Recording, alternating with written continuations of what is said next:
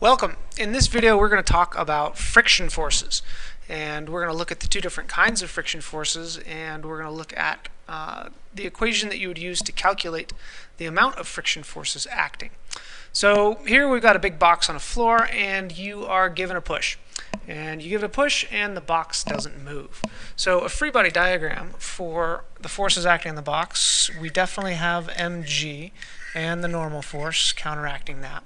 You're pushing this way, so let's go ahead and call that the push force.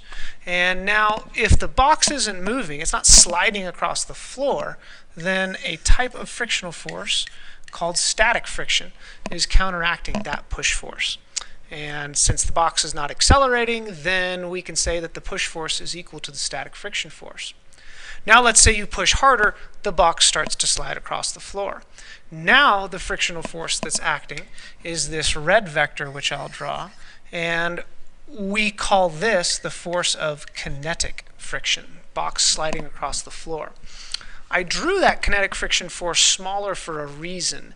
Generally, the static friction force is larger or equal to the force of kinetic friction. And the reason for that is when the box is at rest on the floor, microscopic ridges and valleys in the box, microscopic ridges and valleys in the floor, those kind of tend to settle in. And so generally it's harder to start to push something, to get something to move, than it is to keep it moving at a constant speed. The equation that we use for static and kinetic friction is the same. We say that the frictional force is equal to the coefficient of friction, that's this weird little mu, the Greek letter mu, times the normal force. It's the amount of force that the floor pushes up on the box with that determines the amount of the frictional force.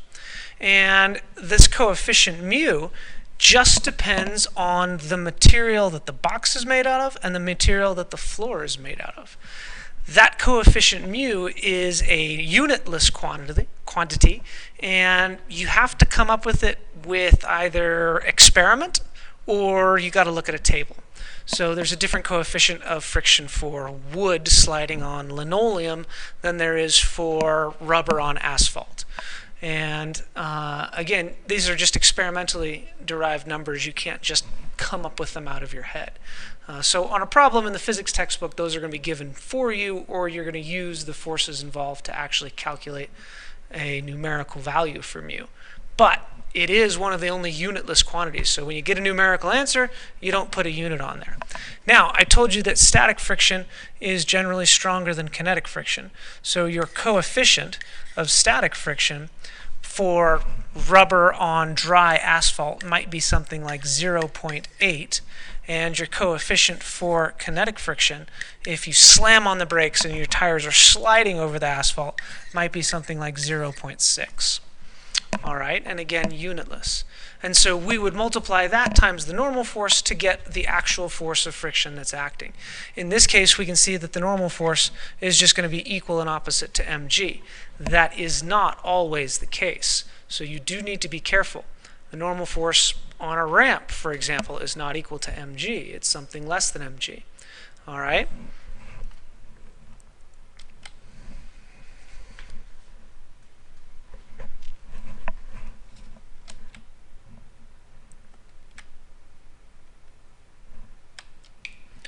Now, there's something else special about static friction, and that is static friction really only works as hard as it has to.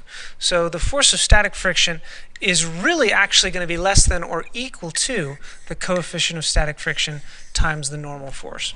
In this example up here, let's say that I use this equation, coefficient times normal force, and I come up with the force of static friction is going to be less than or equal to 20 newtons. Well, that means that if I push with only 10 newtons of force, then static friction only needs to counteract with 10 newtons of force in the other direction to keep this box at rest. The acceleration, again, is not zero, so static friction is only going to apply 10 newtons of force. If I say, oh, the box isn't moving, I'm going to push harder, I'm going to push with 15 newtons of force. Well, I still haven't hit that maximum threshold of static friction. So static friction is going to work as hard as it has to, 15 newtons of force. All right? When I just get past 20 newtons, that breaking point, then the box will accelerate, and it'll start to accelerate in the direction of my push. So you do need to be careful with static friction. They'll like to trick you. They'll give you a coefficient. They'll have you calculate the maximum force of static friction, but then they'll say, hey, you're only pushing with 10 newtons of force. How much is static friction applying? It's not 20. Static friction is not going to accelerate this box in the opposite direction of your push. All right, so we will see this less than or equal sign with static friction. With kinetic friction, however, once that box is sliding across the floor, we can say it will always equal mu times the normal force. All right, so the force of kinetic friction would be constant no matter how hard you're pushing as that box is sliding across the floor. Kinetic friction is going to apply the same amount of force every single time. All right, so let's take a look at a problem that's actually got some numbers in it and see how this works. Okay, so here we got a box sitting on the floor. It's 30 kilograms. I have a coefficient of static friction equal to 0.4. I have a coefficient of kinetic friction equal to 0.3. I've started our free body diagram because anytime we're dealing with forces and motions, that's where we start. So our mg force going down is counterbalanced by the normal force going up. And let's go ahead and say we have a push force going to the right. And this box right now is at rest, so we're talking about static friction going back to the left. And we have balanced forces, we have no acceleration, and in this case the box is at rest. So, common question would be, how hard do you have to push to get the box to move? So the breaking point is still going to be when the net force in the x direction is equal to 0. We're going to have the instant before the box starts to move, no acceleration. So we use our free body diagram to fill in the forces acting. We've got static friction going to the left, and we've got the force push going to the right. Well, I need to write an F instead of a P. Fp equals 0. So, pretty quick and simple algebra, our force push needs to equal the force of static friction. And that's that maximum force of static friction that we calculate with the mu times normal force. So filling in what we know about frictional forces, the maximum force of static friction is mu times the normal force. The normal force in this case can be seen that it's equal and opposite to mg. So we're going to throw in our m times g. So if we push with just that maximum force of friction, which is 0.4 times 5 times 9.8, then we're going to be at the breaking point. So we're looking at a push force in this case then of 19.6 newtons. Now in point of fact, if I push with 19.6 newtons, nothing's going to happen because that is the maximum force of static friction. We would still have a net force of 0 and no acceleration. So something just slightly bigger than 19.6 newtons, and that box is going to start to slide. So let's go ahead and say we push with 20 newtons of force. Now the box starts to slide. How does our free body diagram change? Well, we're no longer talking about static friction. We are now talking about kinetic friction. And I do know that the force of kinetic friction is going to be less than the force of static friction. So now we have unbalanced forces. Now the box is going to accelerate to the right. So the next question we could ask is, what is the acceleration of the box as you push it to the right? So again, we said that it was 20 newtons of force for the push force. So starting with, again, Newton's second law in the x direction, that's going to equal mass now times our acceleration in the x direction. So using the free body diagram again, we've got the push force going in the positive direction, we have kinetic friction going in the negative direction, and that's going to equal mass times our acceleration in the x direction. Filling in a little bit more of what we know, that's going to be a push force minus the coefficient of kinetic friction times mg this time. The normal force is still equal and opposite to mg, and we're going to divide it by the mass. That is going to be our acceleration in the x direction.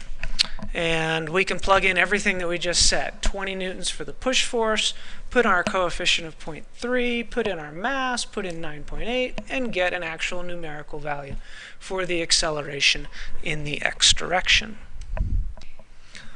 So now let's say you're pushing for a while, you get this sucker up to speed and you're tired, you've got it where you need it to be, and you just stop pushing. Okay, well, our free body diagram is going to change now.